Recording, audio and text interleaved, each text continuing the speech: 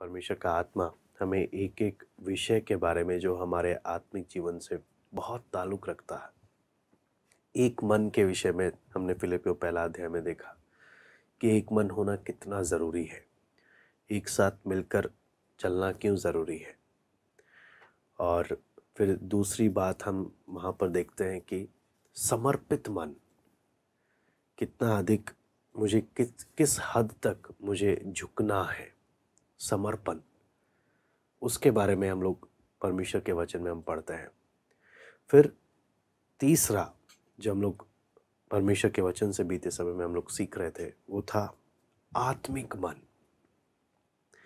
आत्मिक होना। मुझे एक आत्मिक दृष्टिकोण से हर एक बात को देखना, समझना कितना ज़रूरी है। वो एक एक बातों को जब हम इसलिए देख रहे हैं ताकि हम अपने जीवन को जांचें परमेश्वर के वचन के आधार पर कि मेरे जीवन में अगर कहीं पर परेशानी है तो वो कहाँ पर है। तो यहाँ पर हम लोग परमेश्वर के वचन से जो हम लोग सीख रहे थे, सबसे पहला एक मन, दूसरा समर्पित मन और तीसरा आत्मिक मन। तो मैं यही चाहूँगा कि हम अपने जीवन को जब हम परमेश्वर के वचन में हम लोग सीखने के लिए बैठे, हम देखें कि क्या मेरे जीवन में एक मन है। एक मन बोलने का मतलब क्या है कि मैं जब प्रभु के लोग हैं या हमारे बीच में आपस में बोलते ना, मन में बैर नहीं होना चाहिए या आपस में बटे हुए नहीं होने चाहिए।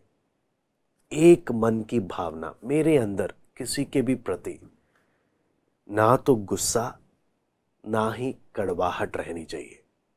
कुछ गलत है मैं बोलूँगा, हाँ मैं डांटूंगा, हाँ गलत है ये, लेकिन हाँ मैं वचन में जब हम परमेश्वर के वचन को जब हम देखते हैं, आप गुस्से को जब मन में पालने लगते हैं वहाँ हमारे जीवन में पाप आ जाता है। मन में आपके साथ किसी ने गलत किया लेकिन आप उस कड़वाहट को लेकर चल रहे हैं, वो भी आपके आत्मिक जीवन को खराब कर देता है। तो हमने एक एक बात को देखना है, मेरा एक मन है कि नहीं। अभी तक जो वचन में हम सीखते आ रहे हैं परमेश्वर के वचन में, मैंने जांचना है अपने जीवन को कि क्या मेरे अंदर एक मन है। एक मन, मैं आपको एक चित्र दिखाना चाहता हूँ विलियम सीमूर का। ये उस समय की बात है जब एक बहुत बड़ी जागृति परमेश्वर के वचन में जब हम देखते, हम मसीह जगत का इतिहास जब हम देखते हैं तो ये एक प्रभु के दास हैं। ये उस समय की घटना है जिस समय में एक ऐसा समय आ गया था जब लोग बोलने लगे कि एडी 70 में क्या हो गया, पवित्र आत्मा का काम, अन्य भाषा की भरपूरी, ये सब खत्म हो गया। उस समय कोई अन्य भाषा पर विश्वास नहीं करता था। तो एक ऐसे समय में परमेश्वर ने इन प्रभु के दास को इस्तेमाल किया।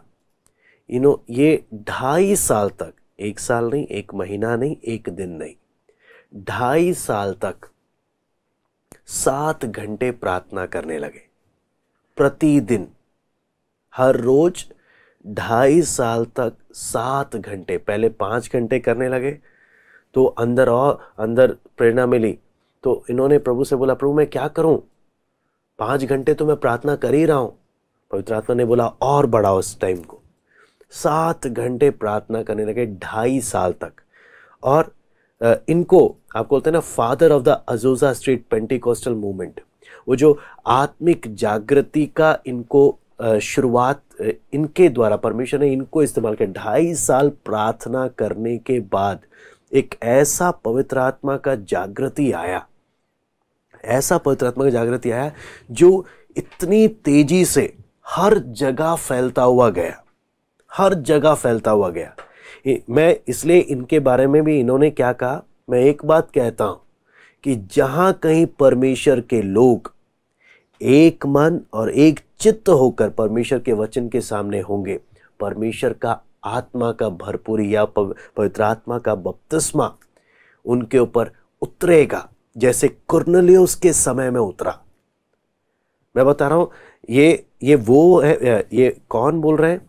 जिनके समय में अन्य भाषा के विषय में लोग विश्वास ही नहीं करते थे, मानते ही नहीं थे। ऐसे समय में परमेश्वर ने इनको 2.5 साल तक प्रार्थना करने के लिए इनको बोझ दिया। 2.5 साल के बाद जाकर परमेश्वर का आत्मा का कार्य बड़े सामर्थ के साथ, आपको मालूम है, एक बिल्डिंग से शुरू हुआ। मैं एक और बहन का तस्वीर दिखाना चाहता हूँ। इन्होंने एक बाइबल कॉलेज स्टार्ट किया। बाइबल कॉलेज स्टार्ट करते वक्त सबसे पहले जो बहन पवित्र आत्मा पाई वो ये है। सबसे पहले अन्य भाषा का भरपूरी इनको मिला। उसके बाद बाकी सब लोगों के अंदर वो आ गए कि ये अनुभव हम सबको चाहिए। परमेश्वर का ये पवित्र आत्मा का कार्य सब जगह सच में होता। तो वही हम एक इस बात को समझना कि परमेश्वर का वचन जब हम सीखते हैं, वो एक मन और एक चित्त। मेरे अंदर, मैं आपको दोनों बातें आपको बताना चाहूंगा। अगर मेरे अंदर किसी के प्रति कड़वाहट लेकर मैं चल रहा हूं कि इसने मेरे साथ गलत किया, हाँ, मन में बैर लेकर चल रहा हूं, फिर आप समझना मैं किसी का कुछ नहीं बिगाड़ रहा, मेरा खुद का आत्मिक जीवन नुकसान हो रहा। अगर मैं किसी के प्रति भी मन में बैर लेकर चल रहा हूं, आप किसी इंसान को तो नहीं दिखा रहे, लेकिन हाँ, मनों का जांचने वाला देख रहा है। इसलिए मुझे, जब हम फिलिपियों की पत्री पढ़ रहे हैं, सबसे पहला हमने एक मन के बारे में पढ़ा। क्या मेरे अंदर वो एक मन है? एक मन। किसी के प्रति किसी ने गलत किया, मैंने उसको गुस्सा किया, ठीक है, लेकिन गुस्सा करते साथ वो गुस्सा 2 मिनट के अंदर खत्म भी हो जाना चाहिए। लेकिन मैं गुस्सा पाल कर चल रहा हूं, ये मुझे पाप में गिरा देगा। किसी ने मेरे साथ बुरा किया, मुझे दुख लग गया, मुझे बुरा लग गया, मन में कड़वाहट आ गई। प्रार्थना करना, क्या प्रार्थना करना चाहिए? प्रभु, ये बात मेरे अंदर से निकाल। किसी को देख के मुझे जलन आ रहा, प्रभु इस बात को मेरे अंदर से निकाल। अगर ऐसा नहीं होगा, मैं उन बातों को लेकर चलूंगा, आप समझना, मैं खुद अपने आत्मिक जीवन के नुकसान का कारण बनूंगा। मेरा आत्मिक उन्नति नहीं होगा। इसलिए एक मन होना बहुत जरूरी है। अगर आपस में किसी के प्रति, अगर किसी को भी होता है, कुछ लगता है कि हाँ गलत है, हम सब ने एक दूसरे के अधीन होना। किसी को लगता है कि हाँ, इस भाई ने मेरे साथ ठीक नहीं किया, हाँ, आप मिलिए, मिलकर बोलिए, देखिए मुझे ये बात अच्छा नहीं लगा, आप अगर मेरी गलती है मुझे माफ कर दीजिए, या मेरे लिए प्रार्थना करिए। हमारे अंदर उतनी नम्रता होनी चाहिए ताकि मेरे जीवन में कोई भी ऐसी बात ना हो। मैं बोलता हूँ, एक मन में कड़वाहट, गुस्सा, मन में बैर, जलन, कुछ भी हो सकता है, कुछ भी। मेरे अंदर किसी के प्रति भी कुछ नहीं होना। एक मन और एक चित्त। जहां कहीं परमेश्वर के लोग वचन के सामने इस तरीके से आएंगे, परमेश्वर का आत्मा का सामर्थ वो अपने जीवन में अनुभव करेंगे। परमेश्वर के आत्मा का सामर्थ। इसलिए वचन हम लोग सिर्फ ज्ञान के लिए नहीं, मेरे अंदर किसी के प्रति भी नहीं होना चाहिए। अगर कोई बोलता है कि हाँ, आपके इस बात के कारण मुझे अच्छा नहीं लगा, अगर मुझे कोई आकर बोले आपका ये बात के कारण मुझे अच्छा नहीं लगा, मैं बहस नहीं करने जाऊंगा। मुझे माफ कर दो, मुझे माफ कर दो, हाँ, बहस नहीं करेंगे। क्यों? एक मन होना बहुत जरूरी है आत्मिक जीवन के लिए। एक मन के साथ हमने देखा, समर्पित मन, दीन होने का मन होना चाहिए। कितना अधिक मैं झुक सकता हूं, प्रभु अगर इतना झुका, मैं कितना झुकने को तैयार हूं, वो मुझे देखना है, वो मुझे जांचना है। क्या मेरे जीवन के अंदर के सब घमंड को मैं छोड़कर नम्र होने को तैयार हूं? नम्र होने को मैं क्या तैयार हूं? ऐसा होगा तभी परमेश्वर का अनुग्रह मेरे जीवन में होगा। मैं आपको बोलता हूं, एक रुकावट काफी है, एक बात काफी है। मैं आपको बोलता हूं, ज्यादा बातें नहीं, एक बात काफी है पवित्र आत्मा को उस कार्य को आपके जीवन में रोकने के लिए। एक बात काफी है। इसलिए आपको मालूम, आप समझना, परमेश्वर रोक नहीं रहा। परमेश्वर जानबूझकर रोक नहीं रहा कि मेरे जीवन में परमेश्वर के आत्मा का काम ना हो करके। रुकावट मैं खुद बन रहा हूं। और जितने जल्दी मैं उन बातों को मान लूंगा, जितने जल्दी मैं अपने जीवन की उन बातों को ठीक कर लूंगा, उतने ही जल्दी मैं परमेश्वर के सामर्थ्य से भी भर जाऊंगा। उतने ही जल्दी, जितने जल्दी मैं उस बात को एक्सेप्ट करूंगा। कई बार हम उन बातों को स्वीकार करने को तैयार नहीं होते और हम बोलते हैं सब ठीक है, सब ठीक है, सब ठीक है, मुझे अपना कोई गलती नजर नहीं आता। मैं बोलता हूं, अगर आपका विवेक या अंदर से आपको हल्का सा भी, मैं बोलता हूं 0.1% भी अगर आपको इशारा हो जाए कि शायद ये बात हो सकती है, तुरंत उस बात को झुककर मान लो, तुरंत उस बात को ठीक कर लो। मैं बोलता हूं, जो व्यक्ति परमेश्वर के इशारों को भी समझकर, हाँ, इशारों को भी जो समझकर तुरंत कदम लेता है, उसके जीवन में परमेश्वर का वो सामर्थ्य का अनुभव वो जल्दी पा लेता है। लेकिन जो मन में अगर कुछ भी बातें लेकर चलेगा तो फिर वो परेशानी उसके लिए खड़ी हो जाएगी। आपको मालूम है, दूसरे ने मेरे साथ बुरा किया, ठीक है, लेकिन कड़वाहट तो मैं लेकर चल रहा हूं। दूसरा गलत होगा, लेकिन मैं कौन सा कम गलत हूं अगर मैं अपने मन में इन सब बातों को पाल रहा हूं। इसलिए बहुत जरूरी है मैं अपने मन को बिल्कुल साफ रखूं, बिल्कुल साफ, एक मन, एक मन। अभी आने वाले समय में हम इन बातों को देखेंगे और मेरी प्रार्थना है प्रभु से भी, और आप सबसे मैं यही बोलूंगा, हम एक एक प्रार्थना के साथ रहें ताकि परमेश्वर का आत्मा हमें अपने वचन को खोल कर दे, ताकि हमें समझ में आए कहाँ हमारे जीवन में गलती हो रही है और हम कैसे उन बातों को ठीक कर सकते हैं, हमें क्या करना है।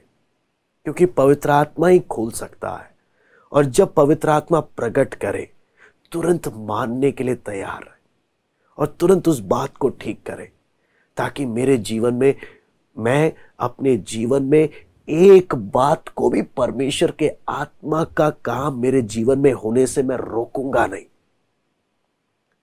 मेरे जीवन में एक बात भी रुकावट नहीं बननी चाहिए।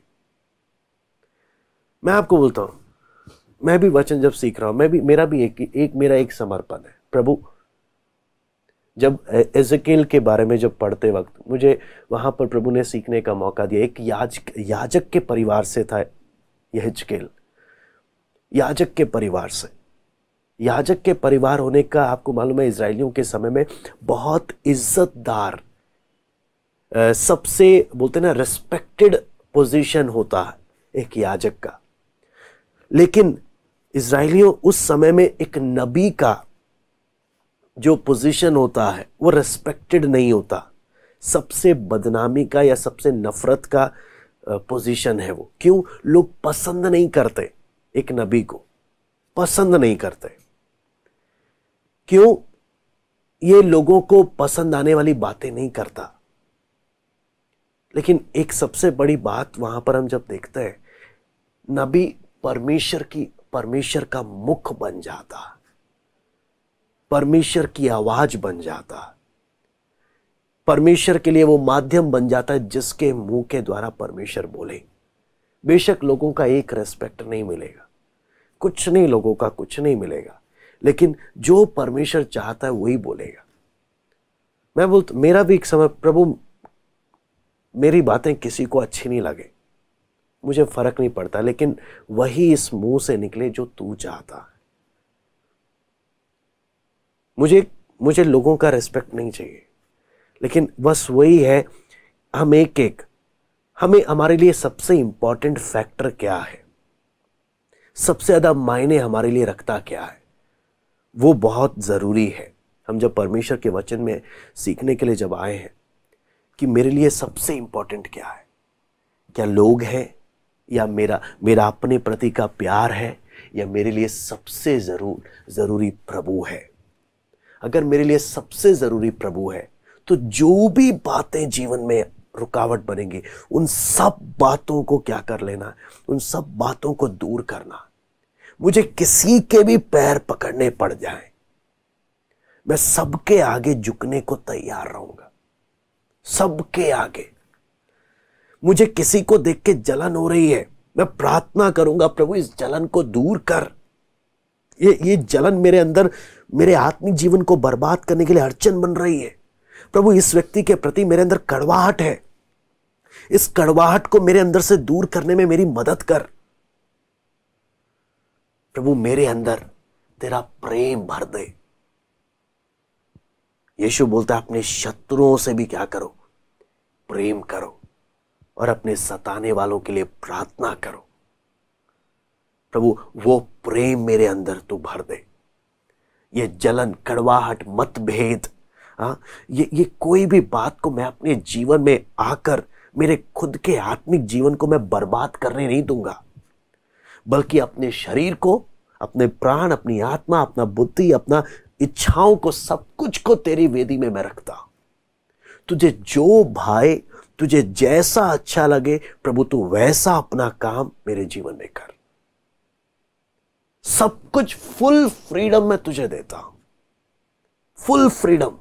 मेरा अपना 1% इच्छा पूरा नहीं, 1% नहीं। मैं बोलता हूं हम किस समर्पण में, किस मन के साथ प्रभु के चरणों में आ रहे हैं, बहुत असर डालता है।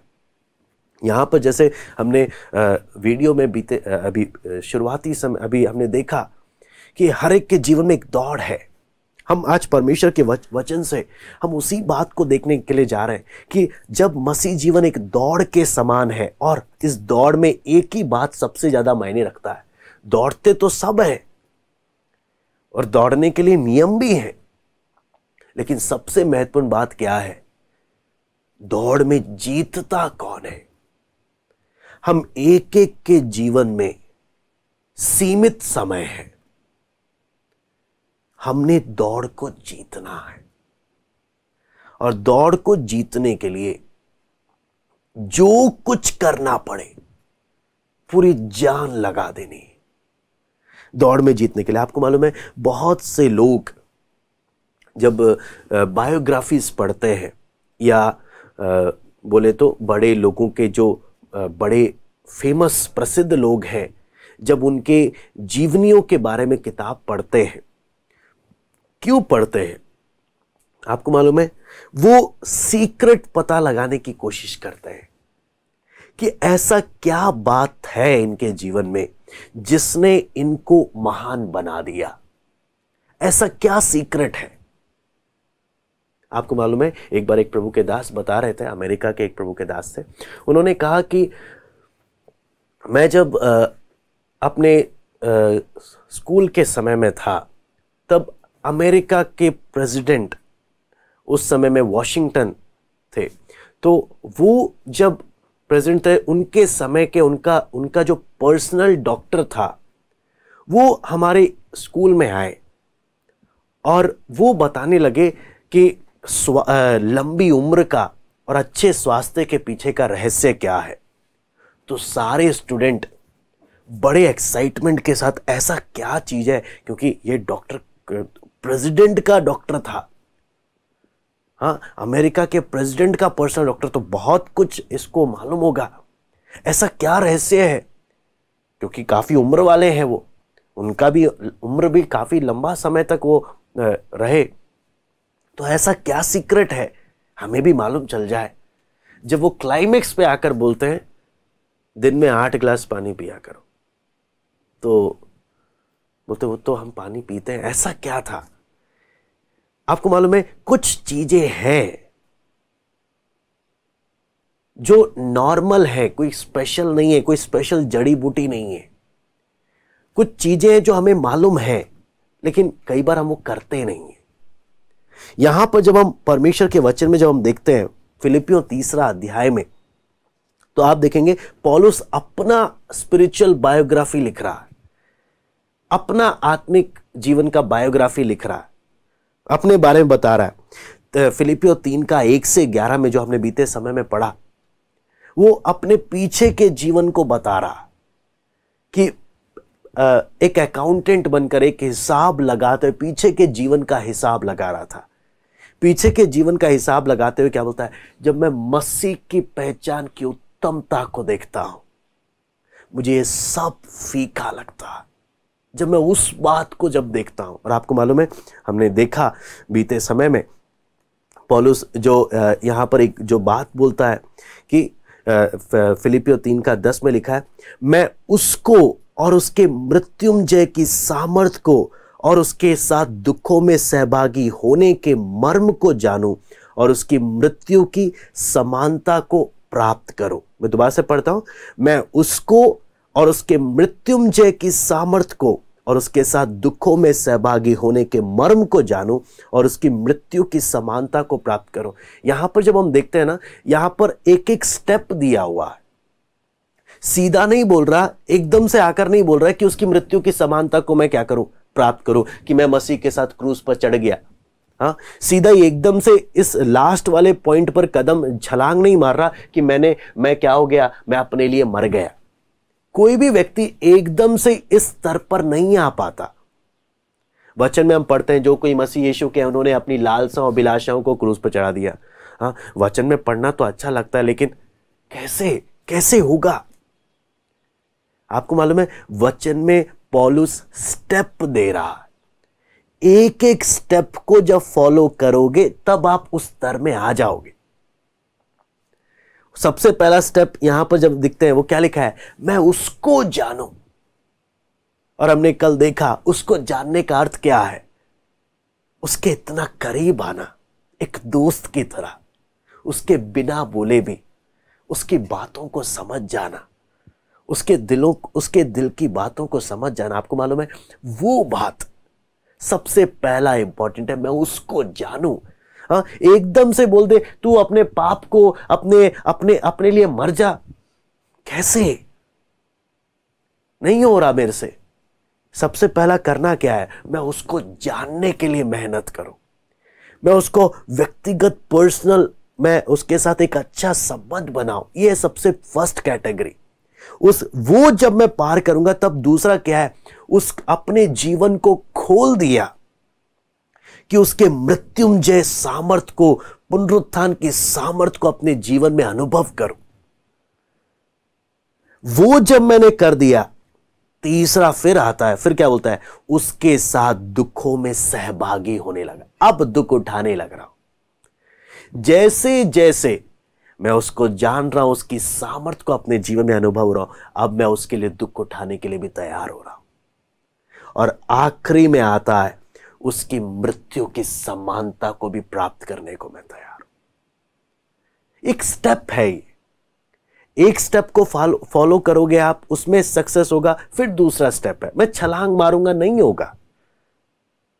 तो 3:1-11 में पौलुस ने बताया मैंने किस बात को महत्व दिया और कैसे कैसे मैं उस अनुभव में आया। लेकिन बात यहां पर खत्म नहीं हुई। अब आता है, दौड़ में जीतना है। दौड़ में जीतने के लिए 3:12-16 को हम आज परमेश्वर प्रभु हमें मौका दे, हम लोग सीखने का कोशिश करेंगे। फिलिपियो 3:12 से लेकर 16। यह मतलब नहीं कि मैं पा चुका हूं या सिद्ध हो चुका हूं, पर उस पदार्थ को पकड़ने के लिए दौड़ा चला जाता हूं जिसके लिए मसीह यीशु ने मुझे पकड़ा था। हे भाइयों, मेरी भावना यह नहीं कि मैं पकड़ चुका हूं, परंतु केवल यह एक काम करता हूं कि जो बातें पीछे रह गई हैं उनको भूलकर आगे की बातों की ओर बढ़ता हुआ निशाने की ओर दौड़ा चला जाता हूं, ताकि वो इनाम पाऊं जिसके लिए परमेश्वर ने मुझे मसीह यीशु में ऊपर बुलाया है। हम में से जितने सिद्ध हैं यही विचार रखें, और यदि किसी बात में तुम्हारा और ही विचार हो तो परमेश्वर उसे भी तुम पर प्रकट कर देगा। इसलिए जहां तक हम पहुंचे हैं उसी के अनुसार चलें। यहाँ पर जब हम साफ साफ जब परमेश्वर के वचन में जब हम देखते हैं परमेश्वर के वचन में, तो पौलुस साफ साफ बोलता है मैं निशाने की ओर दौड़ा चला जा रहा हूं। आप देखेंगे पौलुस अलग अलग बात बता रहा है। 3:1-11 में हम देखते हैं एक अकाउंटेंट की तरह पीछे मुड़कर हिसाब लगा रहा और बता रहा है कि जब मैं हिसाब लगाकर मसीह की उत्तमता को देखता हूं तो मेरे लिए क्या चीज ज्यादा इंपॉर्टेंट बन जाता। फिर उसके बाद हम देखते हैं अभी वर्तमान में वो क्या अनुभव कर रहा है उसके बारे में बोल रहा है। हाँ, वर्तमान में वो किस बात के और अनुभव कर रहा है उसके बारे में बता रहा है। फिर आगे हम 3:17-21 जब हम पढ़ते हैं, वो अपने भविष्य के बारे में, उसका क्या प्लान है उसके बारे में बताता है। और आप यहां पर जब देखते हैं पौलुस आत्मिक दृष्टिकोण से, परमेश्वर की नजर से एक एक घटनाओं को, एक एक बातों को देख रहा है। जब आत्मिक दृष्टिकोण से देख रहा है, कोई भी चीजें इसके अंदर के आनंद को छीन नहीं पा रही, कोई भी चीजें। जब हम परमेश्वर के वचन में जब हम पौलुस को देखते हैं, पौलुस अलग अलग उदाहरणों को लेकर कलीसिया को समझाने का कोशिश कर रहा है। आप वचन में देखेंगे अपनी उसकी पत्रियों में पौलुस कई बार मिलिट्री का एग्जाम्पल ले रहा कि परमेश्वर के सारे हथियार धारण करो, एक फौजी की तरह, एक सिपाही की तरह। हाँ, फिर आप देखेंगे एक आर्किटेक्चर का एग्जाम्पल पौलुस ले रहा है कि तुम परमेश्वर के मंदिर हो। हाँ, तो किस प्रकार से काम करना है। फिर उसके बाद एग्रीकल्चर, एक किसान की भूमिका कि जो कुछ तुम बोते हो वो तुम्हें काटना पड़ेगा। लेकिन यहां पर हम देखते हैं एक दौड़ने वाले एथलेटिक्स का उदाहरण वो दे रहा कि किस प्रकार एक व्यक्ति ने होना है। तो इससे हम क्या बात हमें समझ में आता है कि अलग अलग उदाहरणों को लेकर पौलुस पत्री में लिखकर कलीसिया को समझाने के लिए कोशिश कर रहा है कि परमेश्वर के लोग समझे मसीह जीवन है क्या, और मसीह जीवन में मुझे जीना किस प्रकार से है। यहां पर बोलता है एक दौड़ की तरह है, चलने वाला जीवन नहीं है, एक दौड़ने वाला जीवन है। और दौड़ते वक्त पौलुस यहां पर जब बोलता है, जब हम वचन में पढ़ते हैं, पौलुस ये नहीं बोल रहा कि ये जो दौड़ उद्धार के विषय में, दौड़ के बारे में नहीं बोल रहा। वो ये नहीं बोल रहा कि हमें किस प्रकार से उद्धार पाना। जबकि हम वचन में जब देखते हैं, अगर वो ये यहां पर मैं 12 पढ़ना चाहूंगा, 3:12। यहां पे लिखा है, यह मतलब नहीं कि मैं पा चुका हूं या सिद्ध हो चुका हूं, पर उस पदार्थ को पकड़ने के लिए दौड़ा चला जाता हूं जिसके लिए मसीह यीशु ने मुझे पकड़ा था। तो यहां पे साफ साफ जब देखते हैं, पौलुस यहां पे उद्धार की बात नहीं बोल रहा, दौड़ने के विषय में उद्धार की बात नहीं बोल रहा। लेकिन वचन में जब हम देखते हैं, क्योंकि उद्धार अगर अपने भले कामों से हो तो वो वचन के विपरीत जाएगा, क्योंकि उद्धार परमेश्वर के अनुग्रह के द्वारा। तो इसलिए यहां पर आपको मालूम है, यहां पे पौलुस जो बोल रहा है वो जब यूनानी खेल को देखकर बता रहा। यूनानी खेल में जब एक व्यक्ति को दौड़ना है तो उसको सबसे पहले यूनान का नागरिक होना कंपलसरी है। जो नागरिक है वही दौड़ सकता है। उसी प्रकार मसीह जीवन का दौड़ किसके लिए है? जो स्वर्गीय नागरिक है, जिसका उद्धार हो चुका है, उसके लिए दौड़ है। यह उद्धार पाने की दौड़ नहीं है। जिनका उद्धार हो चुका है, जो स्वर्गीय नागरिक बन गए, ये उनका मसीह जीवन क्या है? एक दौड़ की तरह है। और हमने देखा दौड़ कैसा होता है। तो यहां पर जब परमेश्वर के वचन में फिलिपियों 3:20 भी मैं पढ़ना चाहूंगा, इस बात को और स्पष्ट करते हुए पौलुस बोलता है, पर हमारा स्वदेश स्वर्ग पर है। हम एक उद्धारकर्ता प्रभु यीशु मसीह के वहां से आने की बाट जो रहे हैं। हमारा स्वदेश स्वर्ग पर है। साफ साफ बोल दिया कि हम नागरिक हैं और हमारा वहां, लेकिन हम जब इस पृथ्वी पर हैं, हमारे लिए परमेश्वर ने एक लक्ष्य क्या किया है? सेट करके रखा है। हमने उस लक्ष्य को पाना है, हमने उस दौड़ को पूरा करना है, उस परमेश्वर के उद्देश्य को, जो फिलिपियों 2:12-13 में पौलुस बोलता है, अपने उद्धार के काम को पूरा करते जाओ, मसीह के स्वरूप में बनते जाओ, मसीह का स्वभाव पूरा तुम्हारे जीवन में प्रकट हो। उस दौड़ में आपने आगे बढ़ना है, तेजी से, हर एक रुकावट को दूर करते हुए। आपको मालूम है कि यहां पर जब हम देखते हैं हर विश्वासी, जैसे आपने उस वीडियो में देखा कि हर एक दौड़ने वाले की अपनी अलग लाइन है, उसे अपनी लाइन में दौड़ना है, दूसरे की लाइन में नहीं दौड़ना। उसी प्रकार हर एक विश्वासी के जीवन में एक स्पेशल लाइन है। हाँ, हर एक विश्वासी ने अपने जीवन में रहकर, अपने जीवन को देखते हुए, अपनी लाइन को देखते हुए, अपने निशाने को देखते हुए, अपने लक्ष्य को देखते हुए उन्हें दौड़ना है।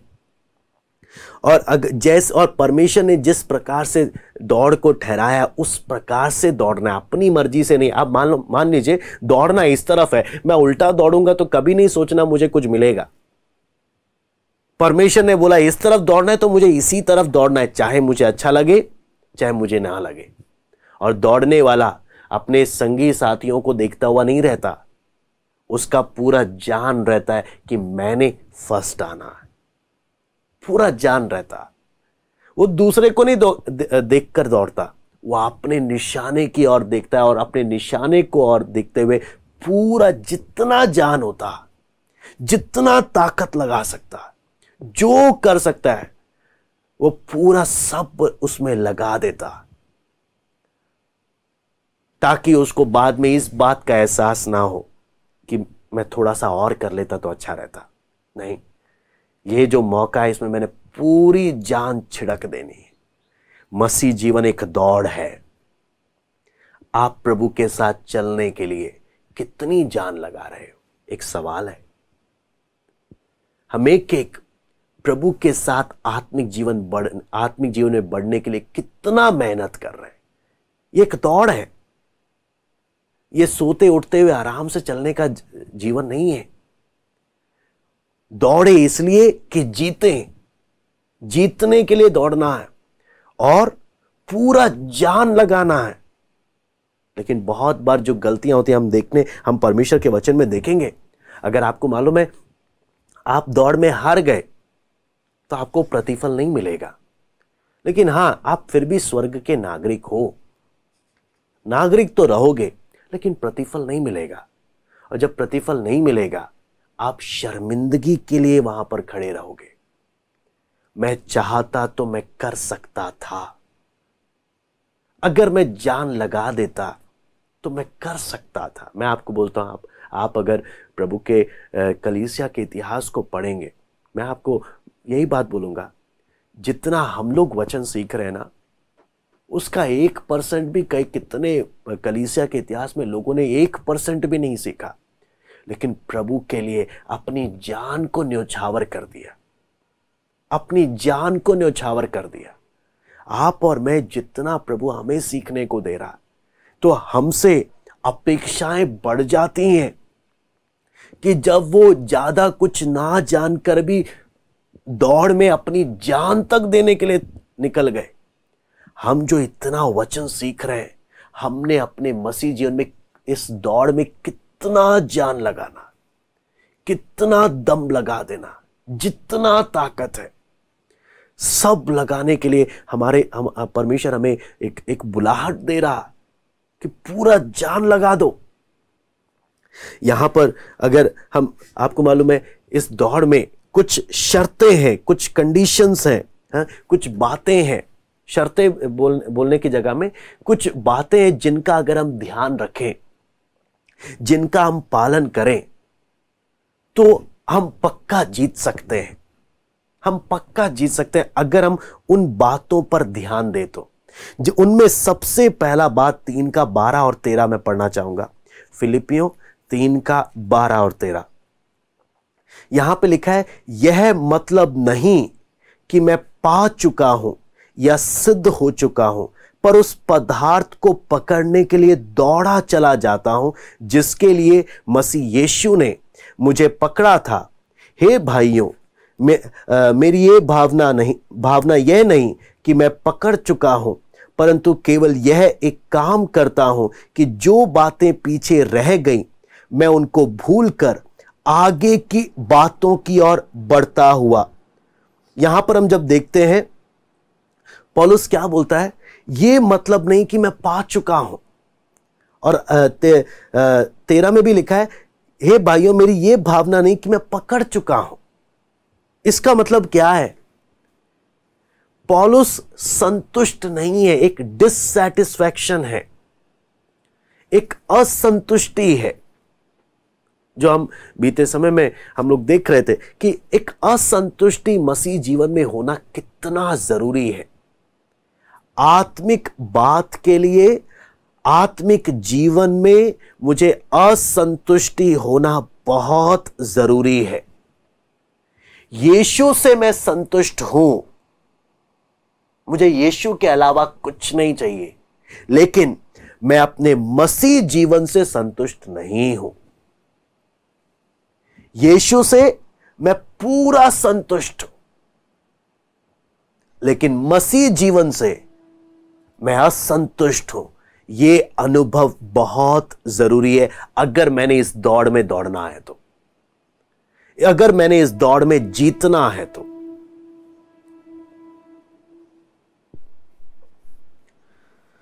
यहां पर जब आपको मालूम है बहुत से परमेश्वर के लोगों के साथ जो धोखा हो जाता है, वो धोखा क्या होता है? वो अपने मसीह जीवन से संतुष्ट हो जाते हैं।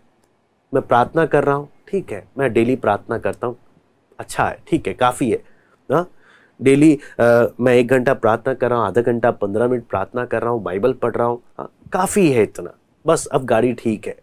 हाँ, ये संतुष्टि आपको मालूम है, ऐसी संतुष्टि मेरे जीवन, आत्मिक जीवन को दौड़ में आगे बढ़ने नहीं देती, मुझे बर्बाद करती है। मेरे जीवन में असंतुष्टि होना है कि नहीं, पौलुस साफ साफ बोलता है, ये मतलब नहीं कि मैं पा चुका हूं। पौलुस बोलता है मैं संतुष्ट नहीं हूं। इसलिए 13 में भी बोलता है, हे भाइयों, मेरी भावना यह नहीं कि मैं पकड़ चुका हूं। लेकिन बात क्या है? बात क्या है? केवल यहां पर जब हम देखते हैं, पर उस पदार्थ को पकड़ने के लिए दौड़ा चला जाता हूं।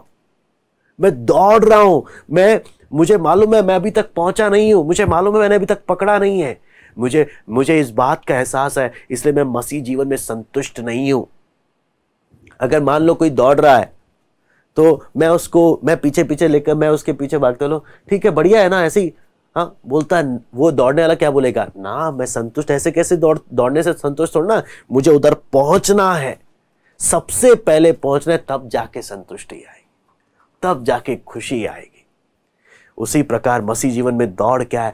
जब तक पूरा यीशु के समान मैं दिखूंगा नहीं, पूरा प्रभु यीशु मसीह की समानता जब तक मेरे जीवन में प्रकट नहीं होगी, तब तक मैं चैन से नहीं बैठूंगा, तब तक मैं चैन से नहीं बैठूंगा।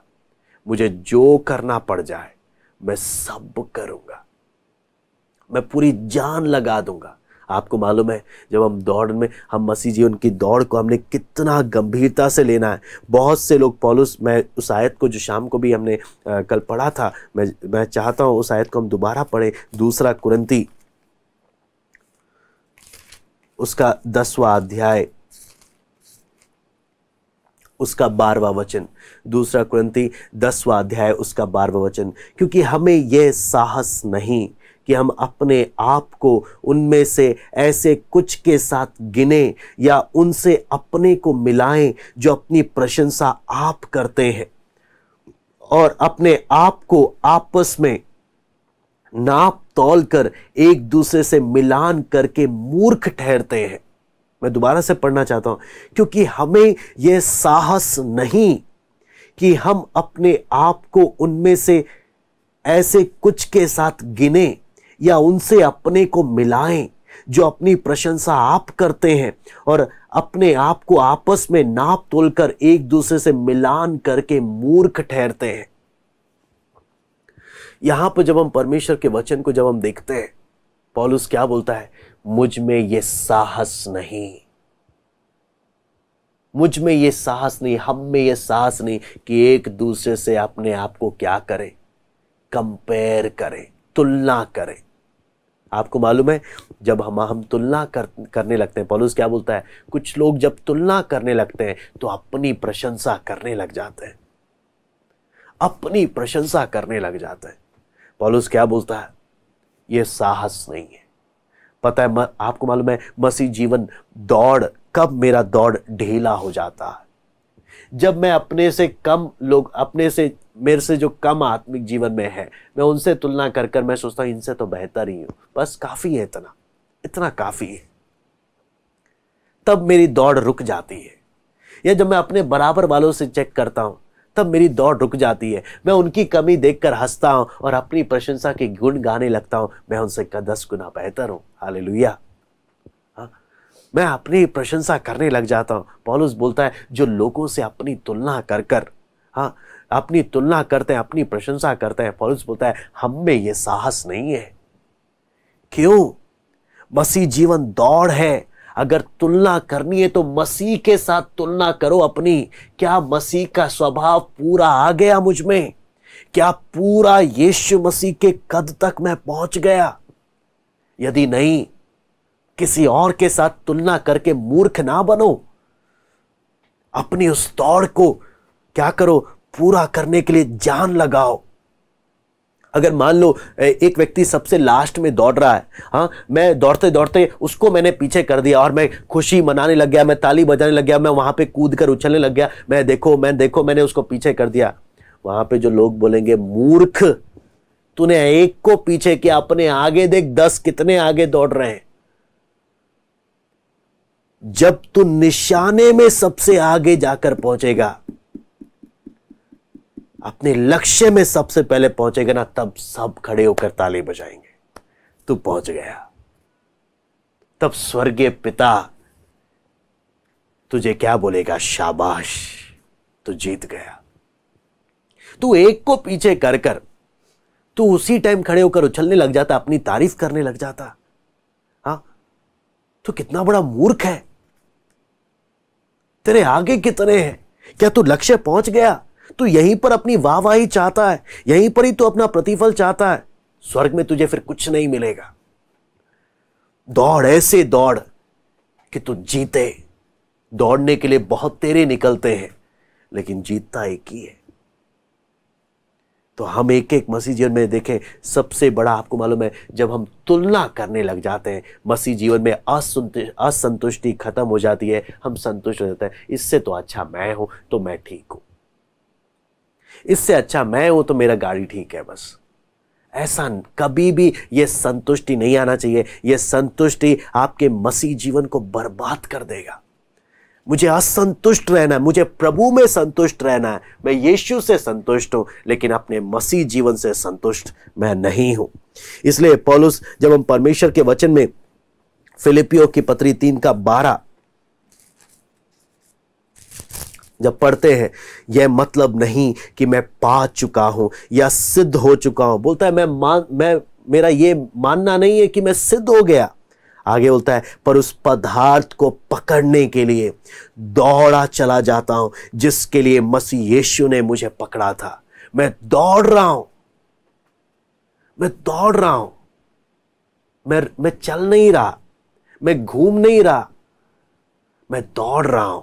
मैं बोलता हूं, आप और मैं, हम में से कितने बोलेंगे, मैं अपने मसीह जीवन में प्रभु के करीब आने के लिए, आत्मिक जीवन में बढ़ने के लिए मैं अपनी पूरी जान छिड़क रहा हूं। ईमानदारी से आप प्रभु के चरणों में अपने आप से पूछ कर देखें, हम आत्मिक जीवन में बढ़ने के लिए कितनी मेहनत कर रहे हैं? हम आत्मिक जीवन में बढ़ने के लिए कितनी जान छिड़क रहे हैं? कितना जान लगा रहा है? आपको मालूम है, दौड़ने वाला जान लगाता है। दौड़ने वाला जान लगाता है। थकावट भी आती है, सांस भी फूलता है, लेकिन बोलता है मैं रुकूंगा नहीं, जब तक मैं पहुंचूंगा नहीं, मैं रुकूंगा नहीं। पूरी जान लगा देता है। हार्ट बीट तेज होने लग जाती है। बोलते हैं गिरूं तो गिरूं, मर जाऊंगा, लेकिन रुकूंगा नहीं मैं, जब तक मैं उधर पहुंच नहीं जाता। हम लोग क्या है, थोड़ा सा दौड़ के करके बस बैठ जाते हैं, हो गया, मैंने 1 दिन उपवास किया, मैंने 10 दिन प्रार्थना करी, कुछ नहीं हुआ, अब बस बैठ जाओ। हम हाफ कर बैठ जाते हैं। पौलुस क्या बोलता है, जब तक मैं उधर पहुंचूंगा नहीं, मैं दौड़ा चला जा रहा हूं। हम में से कितने जान लगा रहे हैं, पूरी जान लगा रहे हैं अपने मसीह जीवन में।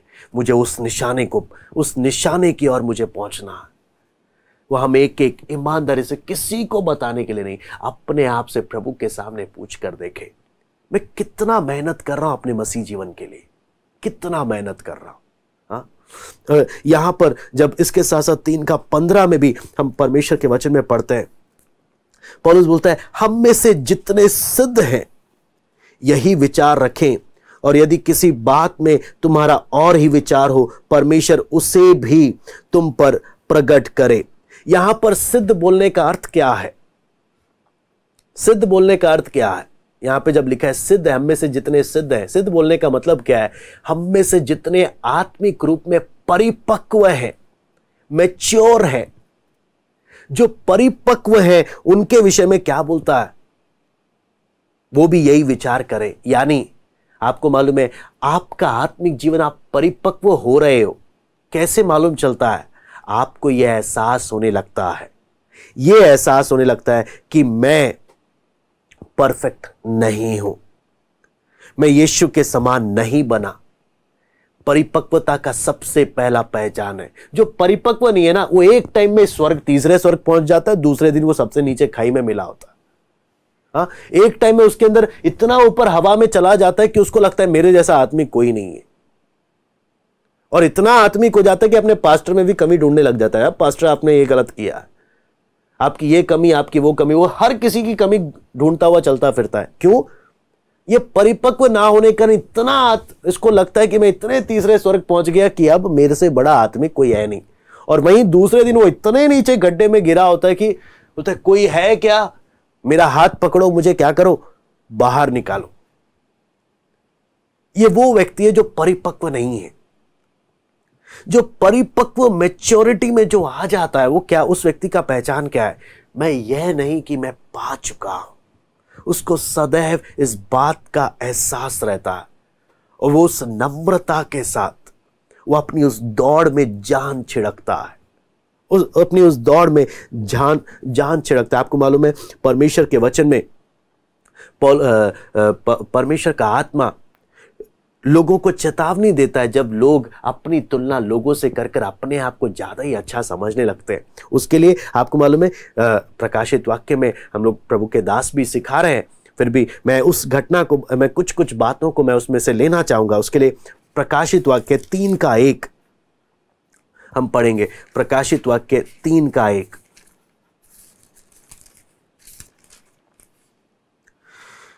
यहां पे लिखा है, सरदीस की कलीसिया के दूत को यह लिख, जिसके पास परमेश्वर की 7 आत्माएं और 7 तारे हैं। वो ये कहता है कि मैं तेरे कामों को जानता हूं, तू जीवित तो कहलाता है पर है मरा हुआ। यहां पर जब हम परमेश्वर के वचन को जब हम देखते हैं, तू जीवित तो कहलाता है पर है मरा हुआ। आपको मालूम है, यहां पर जब हम परमेश्वर के वचन में इस बात को हम देखते हैं, हमें क्या एक बात समझ में आता है? आप अपनी नजर में आप बोलो मैं बड़ा आत्मिक हूं, मैं बड़ा वो हूं, मैं ये हूं, आप बहुत कुछ अपने आप को समझ सकते हैं, तो तू जीवित कहलाता है लोगों की नजरों में। लेकिन असलियत क्या है? मैं तुझे जानता हूं, मैं तेरे कामों को जानता हूं। तेरी असलियत क्या है? तू मरा हुआ है। आपको मालूम है, जब हम लोगों से अपनी तुलना करने लग जाते हैं ना, तो हमारे अंदर एक गलत फीलिंग आ जाती है, एक गलत भावना आ जाती है। क्या चीज? मैं लोगों के सामने एक ऐसी तस्वीर अपनी पेश करता हूं कि लोग मुझे बहुत बड़ा आत्मिक समझे, लोग मुझे बहुत कुछ समझे। लेकिन यहां पर जब हम परमेश्वर के वचन में जब हम पढ़ते हैं, परमेश्वर का वचन साफ साफ यहां पर 3:1 में क्या बोलता है कि सरदीस की कलीसिया के दूत को यह लिख, जिसके पास परमेश्वर की 7 आत्माएं और 7 तारे हैं। वो ये कहता है कि मैं तेरे कामों को जानता हूं, तू जीवित तो कहलाता है पर है मरा हुआ। लोगों की नजर में तू जीवित कहलाता है, लेकिन मैं तुझे जानता हूं। तू मुझे बेवकूफ नहीं बना सकता। तू लोगों से तुलना करके लोगों को बहुत कुछ दिखा रहा है, तू आत्मिक है, तू ठीक है, तू जीवित है।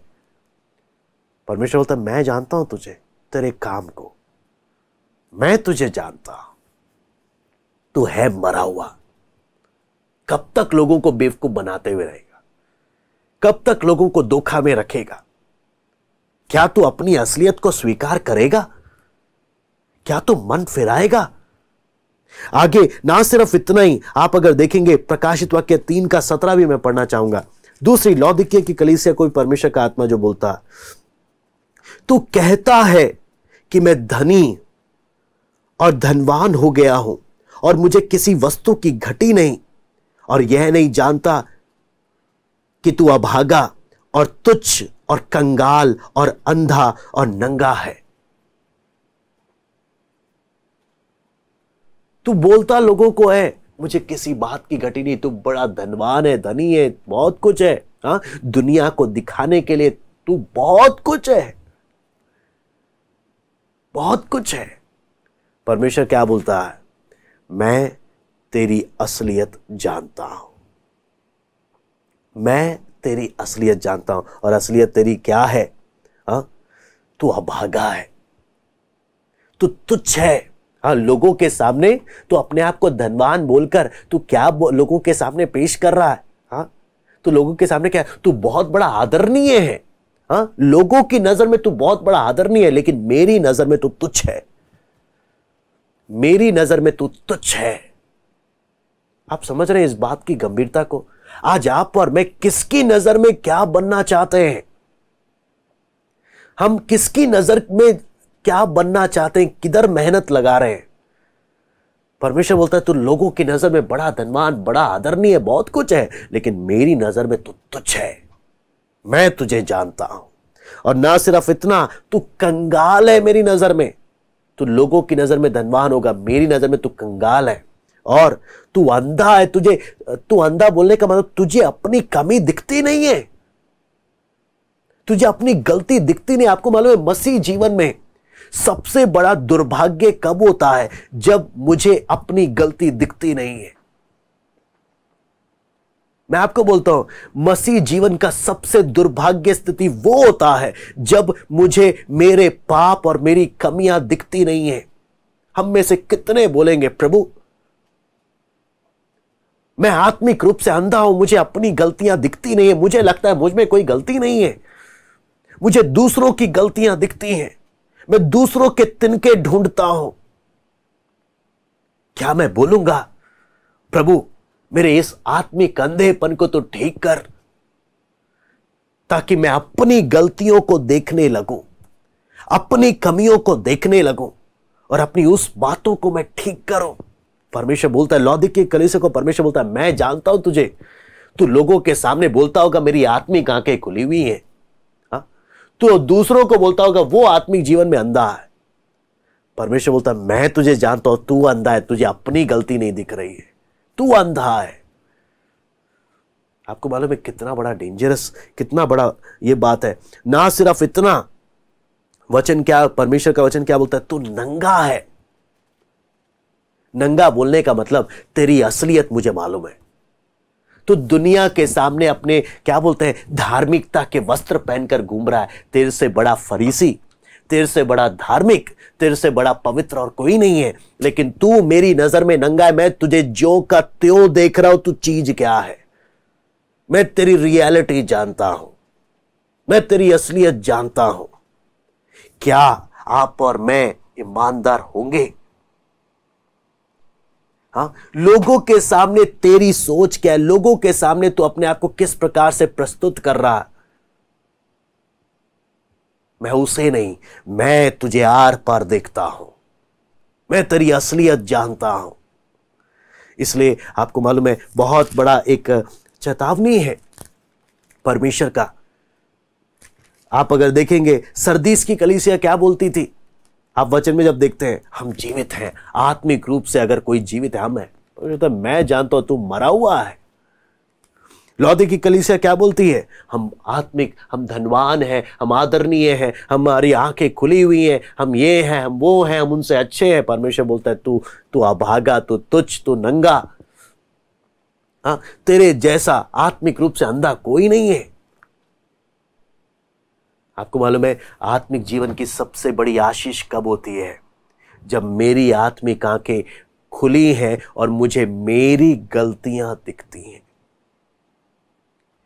मसीह जीवन की सबसे बड़ी आशीष है जब प्रभु मेरी गलतियों को मुझे देखने में मदद करे और मैं उन बातों को दूर करूं अपने जीवन से। लेकिन अगर मुझे अपनी कमियां नहीं दिख रही, अपनी गलतियां नहीं, वचन बोलता है तू अंधा है। तू दूसरे के तिनकों को देखता है लेकिन तेरी आंख में इतना बड़ा लट्ठा फंसा हुआ है, तुझे दिखता नहीं है।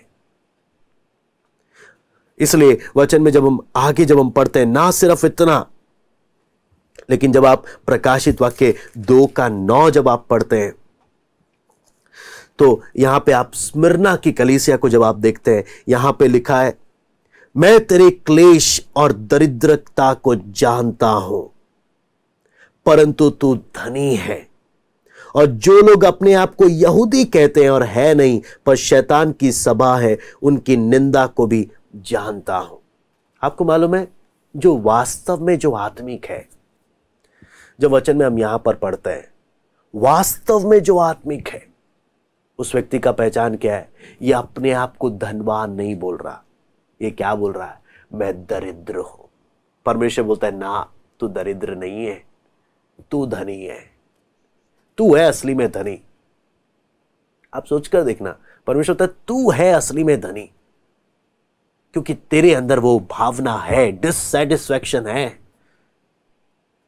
इसलिए तू मेहनत करता हुआ आगे बढ़ रहा। लेकिन बहुत से लोग हैं जो अपने मसीह जीवन से संतुष्ट हैं,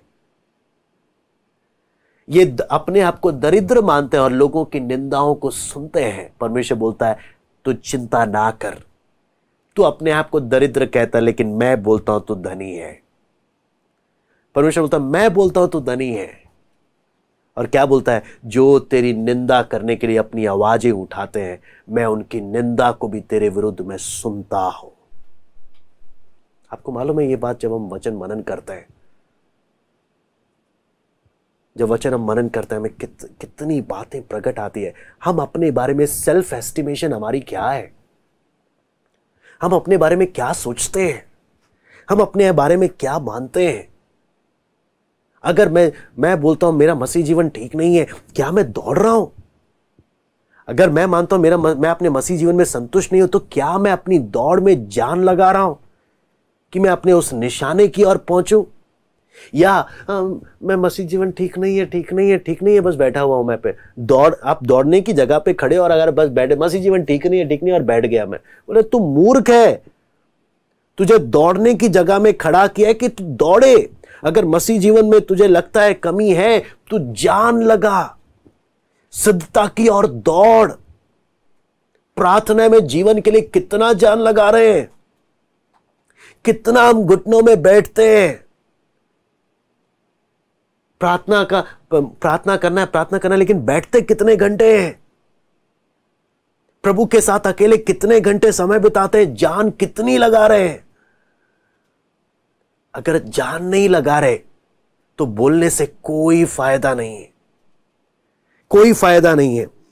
आपको मालूम है एक व्यक्ति घुटने में कब आता है? जब वो टूट जाता है। जब वो अंदर से टूट जाता है, वही बातें उसको घुटने में लेकर आती है। आज आप घुटनों में नहीं बैठ रहे, क्यों? अभी भी काफी बातें हैं टूटने के लिए। घमंड भरा हुआ है, घमंड अंदर कूट कूट के भरा हुआ है। अभी काफी हथौड़े चलने बाकी हैं, तभी घुटनों में आएगा। जो घुटनों में आता है बोलता है प्रभु मुझे तेरी जरूरत है। आपको मालूम है जो टूटा हुआ होता है ना, उससे प्रार्थना कैसे नहीं होती? हैरानी है, क्यों नहीं होगी उससे प्रार्थना? जो टूटा नहीं है अंदर से, जो कठोर है, उससे प्रार्थना नहीं होती, क्योंकि अंदर कुछ बातें हैं टूटने के लिए। हथौड़ा जब चलेगा, जब टूटेगा, तभी घुटनों में आएगा, तब रोएगा, तब रोएगा परमेश्वर के सामने। मुझसे प्रार्थना क्यों नहीं होती? तो टूटा नहीं है अभी, अंदर पत्थर है, पत्थर सेल्फ कॉन्फिडेंस का, अंदर मोटा पत्थर है। तू खुद कुछ कर सकता है, लेकिन जिस दिन टूटेगा तब अपने आप घुटनों में आ जाएगा। तब कहने को शब्द नहीं होंगे तो तू बस रोएगा, रोएगा सिर्फ। हन्ना के बारे में जब देखते हैं, हन्ना रोती थी प्रभु के चरणों में, रोती थी। उसके पास शब्द नहीं है, होठ तो हिल रहे हैं, लेकिन रोना रोना चल रहा है। हम में से कितने अपने आत्मिक जीवन की असंतुष्टि में प्रभु के सामने रोते हैं, कितने कराहते हैं, कितने कराहते हैं। आप हम एक इस बात को हम जांच कर देखें। एक आयत और मैं पढ़ना चाहूंगा, यूहन्ना 16:20। यूहन्ना 16:20, यूहन्ना नहीं, माफ कीजिएगा, न्यायियों 16:20।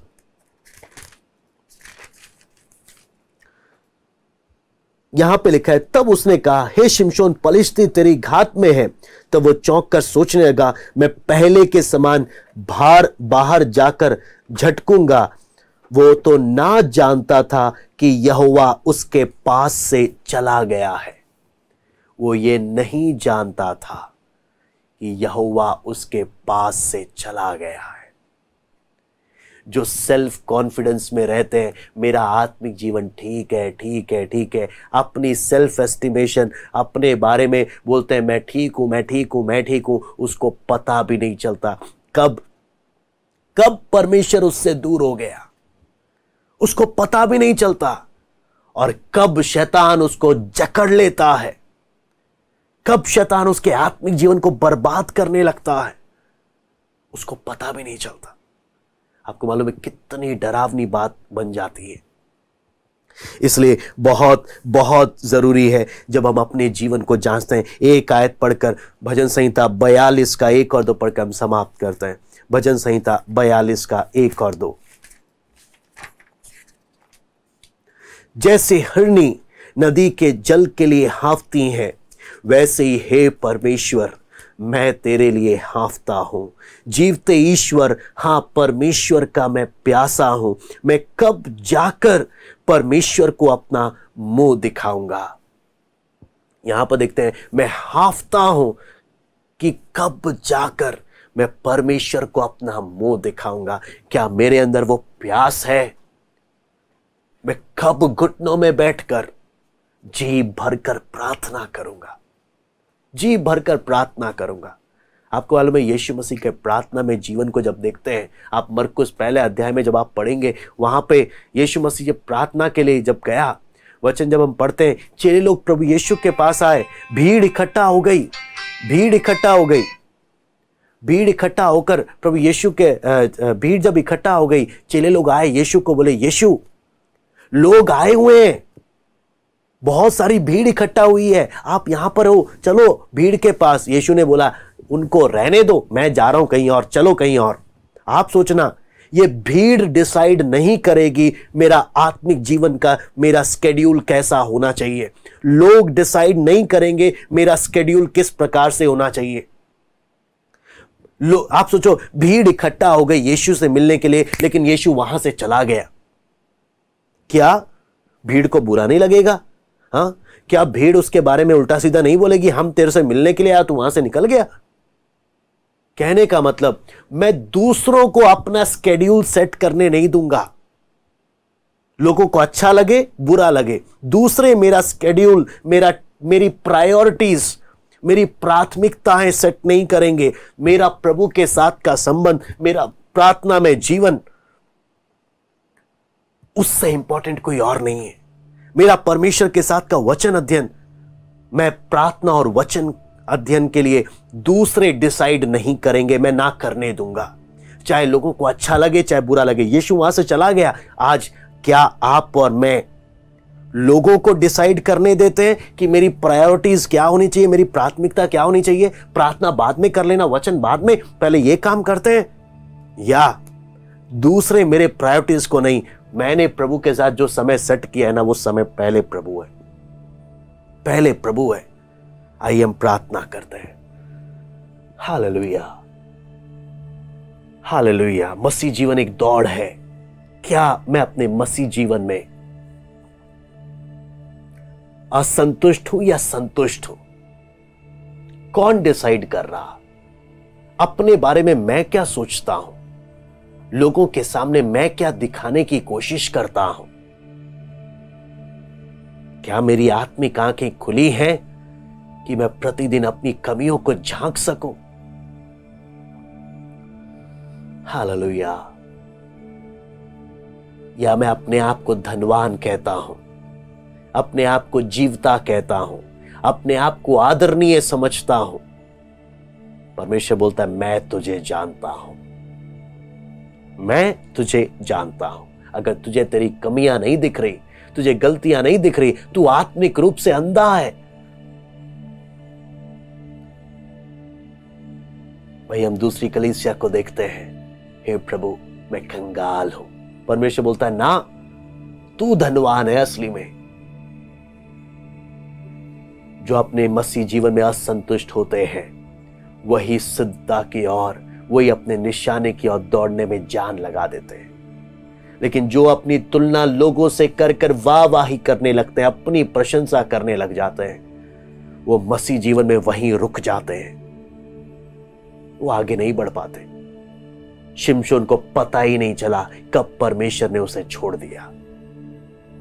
अगर हम अपने निशाने की ओर जान नहीं छिड़क रहे, हमें पता भी नहीं चलेगा कब परमेश्वर ने छोड़ दिया, कब शैतान ने मुझे जकड़ लिया। हालेलुया। प्रभु धन्यवाद देते प्रभु। जैसे लेखक बोलता है, जैसे हिरनी जल के लिए हाफती है, प्रभु मैं तेरे लिए हाफता हूं। कब जाकर मैं प्रभु को अपना मुख दिखाऊंगा, कब मैं प्रार्थना में समय बिताऊंगा? लोग तय नहीं करेंगे मेरी प्रायोरिटीज, लोग तय नहीं करेंगे। प्रभु हम एक एक से आप बातें करें, हम एक एक से आप बातें करें, जी जान लगाकर दौड़ने के लिए मदद करें। प्रभु एक एक से बात करें। धन्यवाद देते हैं आज की संगति के लिए। सारा आदर महिमा केवल हम आपको देते हैं। प्रार्थना प्रभु यीशु मसीह के नाम से मांगते हैं, आमीन। सबको जय मसीह की। प्रभु आप सबको आशीष दे।